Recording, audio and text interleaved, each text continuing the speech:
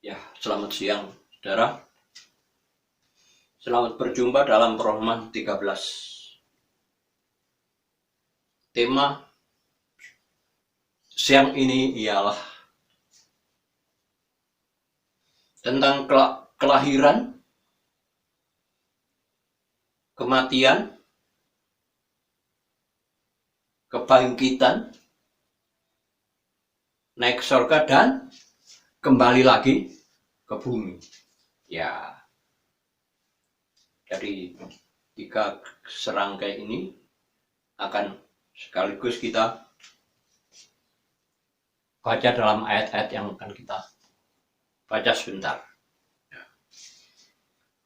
Mengenai kelahiran Tuhan Yesus, ya, semua orang pernah lahir ya saudara. Saya dan saudara juga lahir, ya, tapi lahirnya secara manusiawi, kelahiran biasa. Tetapi kelahiran Tuhan Yesus ini lain, ya. Sebab apa? Kelahiran Tuhan Yesus ini dilahirkan bukan oleh tabiat manusia, tapi kelahirannya dibangun atau dilahirkan dengan tabiat ilahi. Ya. Karena apa? Karena Tuhan Yesus sendiri sebagai bayi yang akan dilahirkan itu dilahirkan seperti kita manusia biasa, namun sifat-sifat di dalamnya itu adalah sifat ilahi, sifat Allah Bapaknya. Ya. Sebab Yusuf sendiri juga nggak percaya. Bagaimana dia calon suami, dia tunangannya. Bagaimana dia bisa hamil dalam keadaan perawan, yang masih perawan, ya. Jadi Yusuf sendiri secara diam-diam mau meninggalkan tunangannya ini, ya. Secara diam, secara senyap, dia mau meninggalkan Maria ini, ya. Padahal Maria ini seorang yang baik, seorang yang saleh, seorang yang benar, seorang yang suci, seorang yang tidak pernah berbuat dosa, hidup benar di hadapan Allah. Dan dialah wanita yang diperkenan untuk melahirkan seorang Yesus. Makanya dalam Matius 1:29, Matius 1:29 mengatakan bahwa Matius 1:29 saudara. Matius 1:29, ia akan melahirkan anak laki-laki. Maryam ini seorang perawan, ya saudara, masih gadis, tapi kedapatan hamil. Tapi kehamilan itu oleh Roh Kudus, nah, bukan oleh tabiat manusia. Sini, ia akan melahirkan anak laki-laki dan engkau akan menamakan dia Yesus, karena dialah yang akan menyelamatkan umatnya dari dosa mereka. Dia akan menyelamatkan umatnya dari dosa mereka. Jadi sejak lahir sudah dipesankan, dia hendaklah menamakan dia Yesus. Nah, ini Yusuf belum meninggalkan, tapi secara diam-diam malaikat datang kepada dia. Yusuf, baliklah engkau dari pikiranmu, ya. Baliklah. Sebab Maryam ini adalah orang yang diperkenan oleh Allah Bapaknya. Orang yang diperkenan oleh Allah. Dia akan melahirkan seorang laki-laki, ya. Dan engkau akan menamakan dia Yesus, ya, karena dialah yang akan menyelamatkan umatnya dari dosa mereka, ya. Kita ini selamat dari dosa-dosa dunia ini, saudara, ya, karena kelahiran Yesus. Ini sudah ditulis, menyelamatkan umatnya dari dosa mereka. Mereka berarti nggak satu orang, seluruh bumi, saudara. Setelah kita mendengar firman Tuhan, berita ini, ya saudara, bahwa dosa memang telah merajalela di bumi ini, terlebih akhir zaman ini. Kalau kita melihat kelahiran Yesus Kristus, di sini ayat selanjutnya begini, saudara. Hal itu terjadi supaya genaplah yang difirmankan Tuhan oleh nabi-nabi, ya. Sesungguhnya anak darah itu akan mengandung dan melahirkan seorang anak laki-laki, dan mereka akan menampakkan dia Emmanuel, yang berarti Allah menyertai kita. Kan main. Kata-kata Emmanuel itu kata-kata yang sangat indah, saudara. Sebab ini firman Tuhan ini mengatakan Emmanuel berarti Allah bersama kita. Allah bersama Yesus berarti Allah bersama kita, orang yang percaya sebagai umatnya, ya. Jadi umat Tuhan yang percaya akan Yesus Kristus, ya, melalui peran Maria sama dengan kita manusia. Sebab dia dipersiapkan untuk mati, ya. Dipersiapkan untuk mati di atas kayu salib. Ya, ini saudara. Jadi kematian Yesus itu, ya. Rom 5 ayat 8 mengatakan begini. Tetapi Allah sudah menyatakan kasih-Nya kepada kita di dalam hal Kristus telah mati karena kita, tatkala kita ditaklukkan oleh dosa. Loh, kita semua orang berdosa, loh saudara. Kita ini sudah takluk kepada hukum dosa ini. Di mana-mana kita ini akan jatuh dalam dosa. Ya, di mana-mana kita pergi, di sana ada jerat-jerat iblis, ya, yang akan bawa kepada kita supaya kita masuk jeratnya. Gitu maksudnya. Jadi dosa itu ada di mana-mana, bahkan merajalela. Lebih-lebih akhir zaman ini dosa begitu tinggi tingkatannya. Ya. Ini tadi Rom 5 ayat 8. Tetapi Allah sudah menyatakan kasih-Nya kepada kita. Ini kasih Allah, saudara. Percaya Yesus itu merupakan kasih Allah yang heran. Percaya itu merupakan pertolongan yang heran. Karena yang bekerja bukan manusia, tetapi tangan Allah sendiri melalui Roh Kudus. Ya, dia menjamah kita, mengangkat kita. Jangan terus berbuat dosa, maksudnya begitu. Berhentilah berbuat dosa, maksudnya begitu. Orang yang dijamah oleh tangan Yesus ini, ya, sudah menyatakan diri kasih-Nya kepada Allah, mengasihi kita sungguh, saudara. Di dalam hal Kristus telah mati karena kita. Jadi kematian Kristus ini karena kita, memang sudah dipersiapkan untuk menjadi tebusan. Ya, kita yang sudah tergadai oleh dosa, saudara. Kalau nggak ada yang nebus, ya tetap saja dalam dosanya, tinggal di dalam dosa. Ya, kalau nggak ada yang menebus atau menghapus dosa, ya, dialah yang akan menghapus dosa manusia. Ya, ada kata-kata begitu. Ya, dia itu bisa menghapus dosa. Waktu polarisasi, ya, kita semua nanti akan dijadikan satu sifat ilahi karena heterogen tadi, karena macam-macam dosa, ya, yang dibuat oleh manusia di bumi ini. Macam-macam dosa, bahkan penuh dengan dosa seperti zaman Nuh. Ini menjelang kedatangannya nanti. Ini belum bicara kedatangannya, tapi ini tentang kematian Yesus. Menjelang kematian itu geleng kepala Yesus ini, saudara. Karena apa? Perbuatan manusia dengan dosa-dosanya. Dengan penghinaannya, kalau kamu anak Allah, selamatkanlah dirimu, turunlah dari salib. Ya, selamatkanlah dirimu. Waduh, macam-macam, saudara. Macam-macam penghinaan. Bahkan ada yang meludah, saudara. Luar biasa. Tapi tetap rendah hati. Dia memang dipersiapkan untuk menebus dosa manusia. Ya Bapak, ampunilah mereka. Karena mereka tidak tahu apa yang mereka perbuat. Jadi ucapan kita nggak ngerti. Ucapan mereka nggak ngerti. Mereka bisanya hanya menghina Yesus. Ya. Tapi Tuhan begitu luar biasa. Yesus kerendahan hatinya itu sangat luar biasa. dalam penderitaan masa bayi, waduh, sudah mau dibunuh, di mana lari, berlari-lari, terus dikejar mau dibunuh. Penderitaannya dari awal, saudara. Dari sejak lahir. Ya. Dan mati bagi kita. Dan salib itu bicara tentang kematian Kristus karena dosa-dosa kita. Kematian seorang nabi di antara kita. Mati bagi dosa-dosa manusia. Dosa kita semua. Karena apa? Kasihnya begitu besar, kasih Allah ini.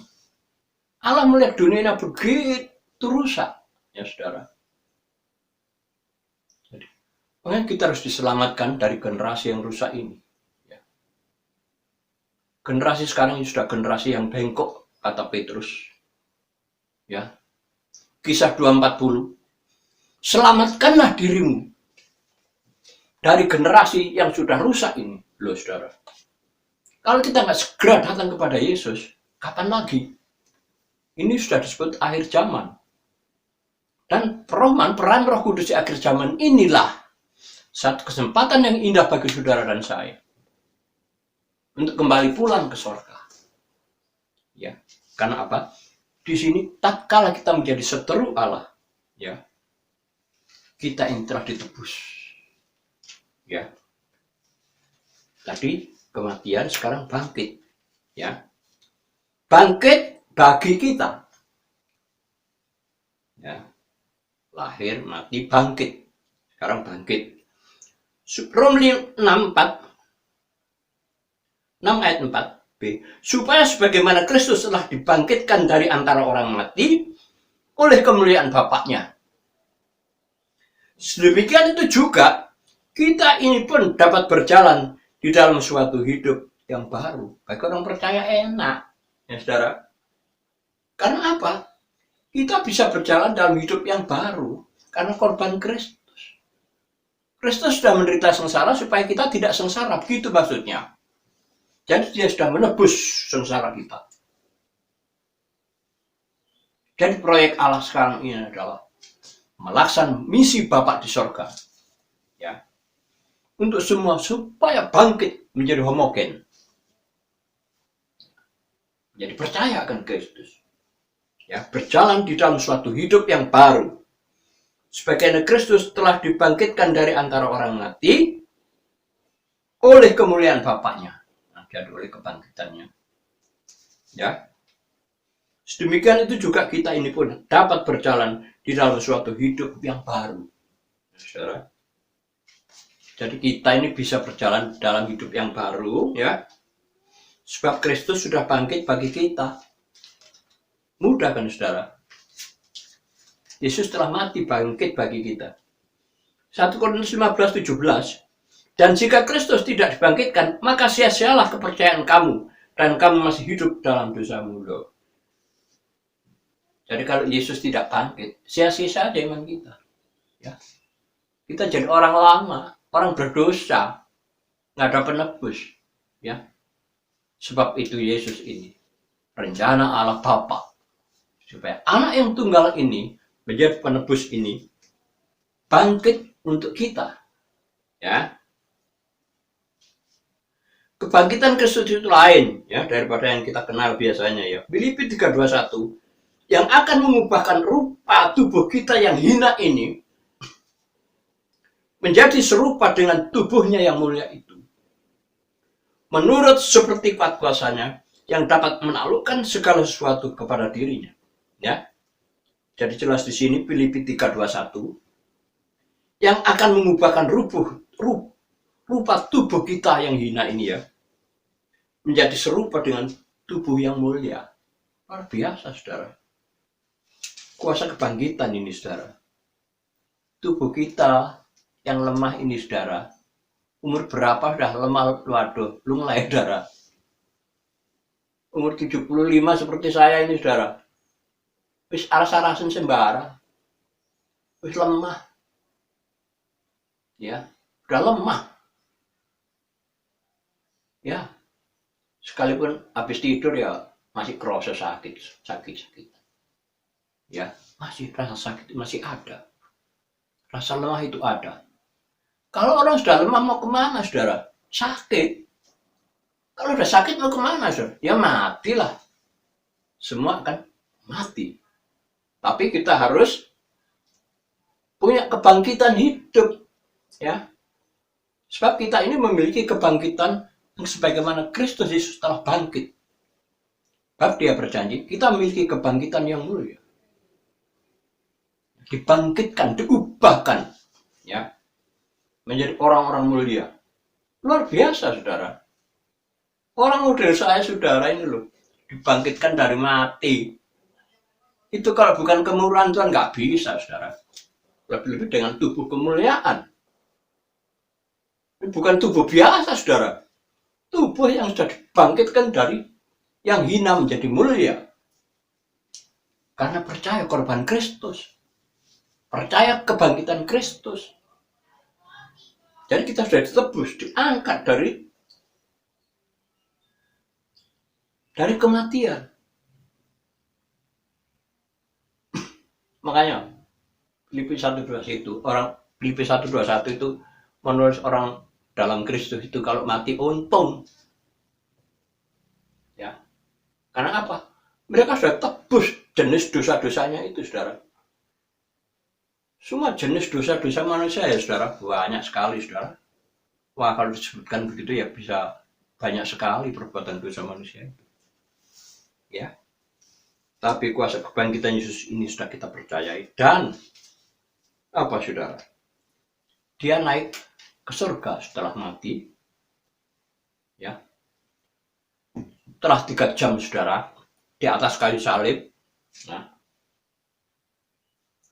3 jam di atas kayu salib itu, waduh, kejat-kejat, saudara, 3 jam ini.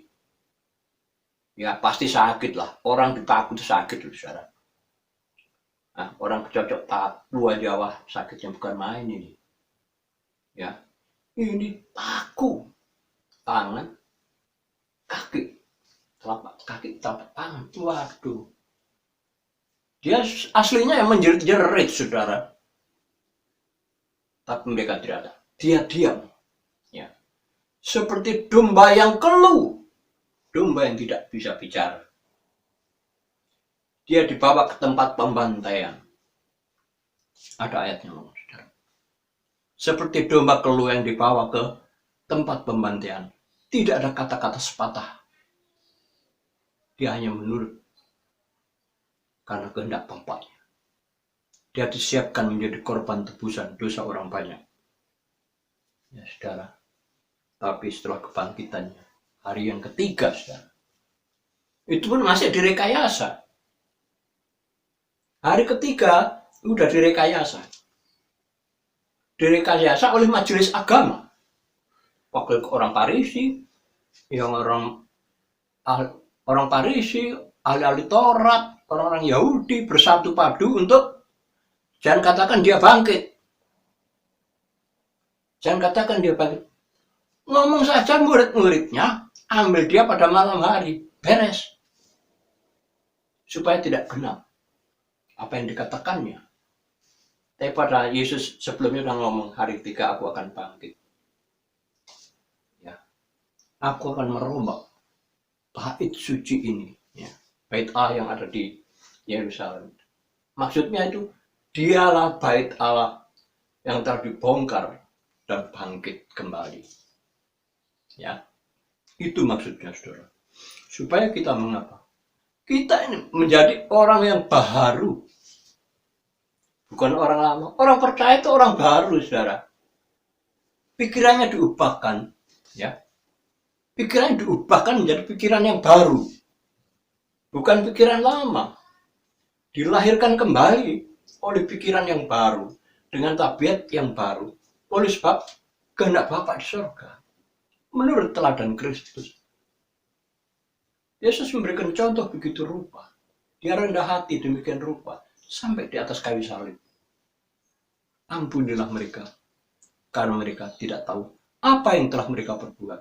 Loh, saudara. Orang-orang demikian banyak suruh ngampuni. Bapak, ampunilah mereka. Karena mereka tidak tahu apa yang telah mereka perbuat. Loh.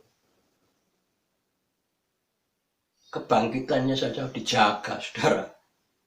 Pasukannya nggak sedikit, saudara. Pasukan elit. Ya. Nah, tapi dikasih duit semua, saudara. Ya, nggak mau dia disuruh begitu saja. Duit harus banyak. Jadi pasukan itu waktu itu masih disogok, saudara. Pasukannya disogok. Jangan katakan dia bangkit. Ngomong aja murid-murid yang ambil pada malam hari udah beres. Yang bertanggung jawab siapa? Katanya. Sudah, agama akan bertanggung jawab. Nanti kalau ada kaisar tanya, oke lah, aku yang bertanggung jawab. Wah, jangan katakan dia bangkit. Tapi pada waktu dia bangkit, ya, dia datang, saudara, kepada murid-muridnya. Ke tempat-tempat dia berdoa, dia muncul di tengah-tengah mereka. Sekalipun rumah itu dikunci erat-erat, dikunci dari dalam, dia bisa masuk. Ini tubuh kemuliaan, saudara. Dia bisa tembus tembok. Dia bisa pergi kemana-mana. Dikatakan tempat-tempat surgawi, kemana saja dia bisa pergi. Ini tubuh kemuliaan, saudara. Ya. Dan sekarang akan kembali lagi, saudara. Ya. Tuhan Yesus akan datang kembali. Ya. 1 Tesalonika 4, 16-17. Karena Tuhan sendiri akan turun dari sorga dengan suatu sorak, dengan suara penghulu malaikat, dan dengan bunyi sangkakala Allah. Maka segala orang yang telah mati di dalam Kristus akan bangkit dahulu. Orang yang mati dalam Kristus akan bangkit lebih dahulu. Nah, kemudian kita yang sedang hidup, ya, yang sekarang yang hidup, yang telah tertinggal ini, akan diambil ke dalam awan bersama-sama dengan mereka ini, menghadap Tuhan di dalam awan-awangan. Demikianlah kelak kita senantiasa bersama-sama dengan Tuhan. Jadi orang mati, saudara, kubur-kubur begitu datang, pecah semua, saudara, sekalipun semen tebal, ya, dicorek masih bangkit, saudara. Kebangkitan yang luar biasa. Kedatangan Tuhan itu luar biasa. Kedatangan Yesus itu luar biasa. Dia tidak di bumi, saudara, tapi di awan-awan. Hanya cukup di awan-awan saja mereka sudah tahu Roh Allah yang membangkitkan orang. Sekalipun dari dasar laut pun ada yang muncul. Banyak yang muncul seperti ikan lumba-lumba gitu, ya. Ya. Begitu juga yang di daratan ini. Kubur-kubur pada lepas bagi mereka orang percaya. Ini untungnya orang percaya. Tidak ikut dihukum, ya. Karena tidak lewat alam pengadilan takhta putih, ya. Pengadilan Kristus. Sebab yang pegang pengadilan Tuhan Yesus. Bapak tidak menghakimi siapapun. Ini ya 5 ayat berapa? 20 apa? 21, ya 21. Bapak tidak menghakimi siapapun. Nah, Bapak yang tidak menghakimi siapapun, tapi telah menyerahkan penghakiman itu kepada putranya, kepada Yesus. Kepada putranya. Supaya apa? Dia bisa menghormati dia seperti bapaknya yang telah mengutus dia. Dan menghormati Yesus itu sama dengan menghormati bapak yang mengutusnya, dikata begitu. Barang siapa tidak menghormati bapak, dia tidak menghormati putranya ini. Barang siapa tidak menghormati putranya, tidak menghormati juga Bapa Allah kita. Ya. Demikianlah akan terjadi sampai zaman yang akan terjadi dalam, yaitu zaman kedatangan Tuhan, ya. Dan Tuhan ini pasti datang, saudara, karena apa? Karena sudah dinubuatkan, ya. Kelahiran Kematian, kebangkitan itu masa lalu, sebagai sejarah masa lalu. Tapi yang akan datang ini, saudara. Ini tadi yang akan datang, sorak-sorai dari para malaikat. Karena Tuhan sendiri akan turun dari sorga. Allah sendiri akan turun dari sorga. Dengan suatu sorak. Dengan suara penghulu malaikat. Ya. Dan dengan bunyi sangkakala. Sangkakala Allah. Maka segala orang yang telah mati di dalam Kristus akan bangkit dahulu. Orang mati dalam Kristus bangkit dulu. Kemudian kita yang sedang hidup, yang telah tertinggal ini, akan diambil ke dalam awan bersama-sama dengan mereka itu menghadap Tuhan di dalam awan-awan. Demikianlah kelak kita senantiasa bersama-sama dengan Tuhan. Luar biasa, saudara. Kita yang tertinggal nanti. Ya. Percaya tertinggal, tapi lebih dulu kan orang yang dalam kuburan mendengar suaranya bangkit. Dia sendiri tidak turun ke bumi. Kenapa ya? Jadi bahan pertanyaan. Karena dosa di bumi. Telapak kaki iblis itu sudah demikian merusak bumi. Sehingga dia tidak turun. Dia melihatnya itu wegah. Ya saudara. Kelakuan iblis dan orang-orang yang menjadi iblis. Wegah. Mau turun ke bumi aja. Di awan-awan. Ya saudara. Ini bukan cerita sandiwara, saudara. Ini serius. Yang akan datang ini serius.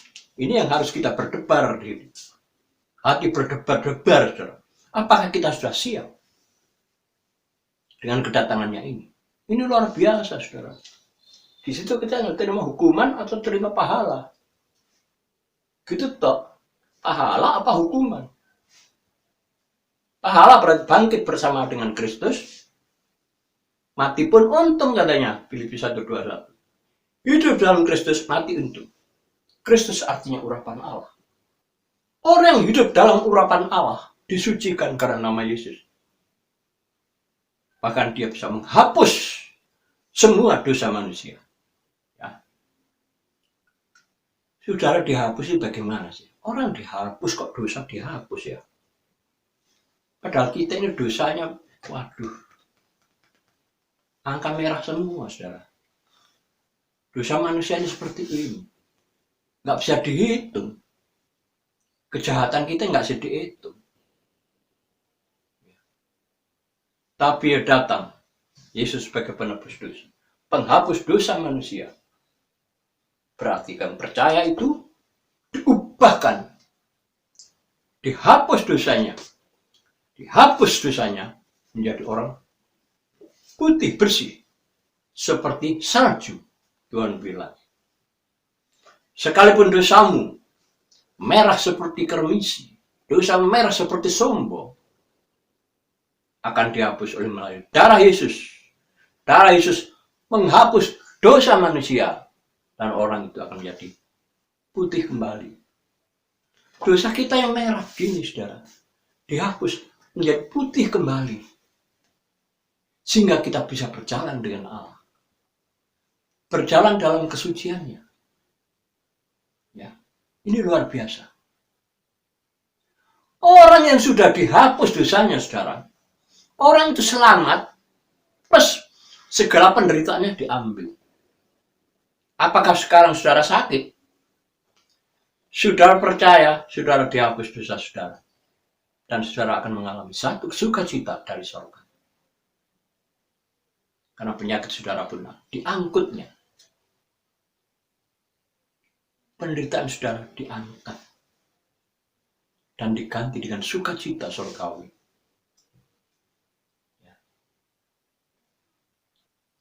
Saudaraku, hari-hari ini adalah hari yang disebut kesempatan akhir, sebab ini adalah akhir zaman. Hari-hari akhir aku akan mencurahkan rohku kepada semua manusia. Ya, semua manusia.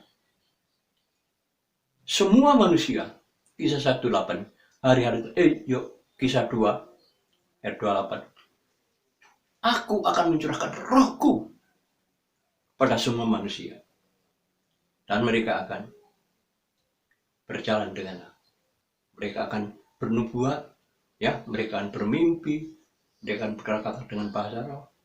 Waduh, banyak sekali saudara. Tapi ini singkatnya begini saudara. Kita setelah sudah dihapus dosa kita putih kembali. Putih seperti salju. Putih seperti bulu domba. Putih kembali, disucikan oleh darah Kristus. Kita menjadi orang baru. Kesehatan kita baru, ya. Tubuh kita menjadi rasanya segar, ya saudara. Ya. Dan rencana-rencana kita menjadi segar. Karena apa? Kita sudah mulai hidup bersama dengan Allah. Immanuel artinya Allah bersama kita. Ya. Inilah kerinduan kita, saudara. Semua memiliki Allah di dalamnya. Sebab kita ini bait Allah. Ya. Tidakkah tahu bahwa kamu ini tubuhmu adalah bait Allah, di mana roh Allah tinggal di dalamnya. Dan kamu bukan milikmu sendiri, tapi milik Allah. Sebab itu, janganlah dipakai tubuhmu sebagai percabulan, tetapi penuhlah engkau dengan roh. Orang yang penuh dengan roh, berjalan dalam roh, ini saudara. Berjalan dalam Kristus. Berjalan bersama dengan Allah. Karena Allah ada di dalamnya. Puji Tuhan saudara-saudara. Sebentar lagi Tuhan Yesus akan datang. Menyambut kita semua yang percaya.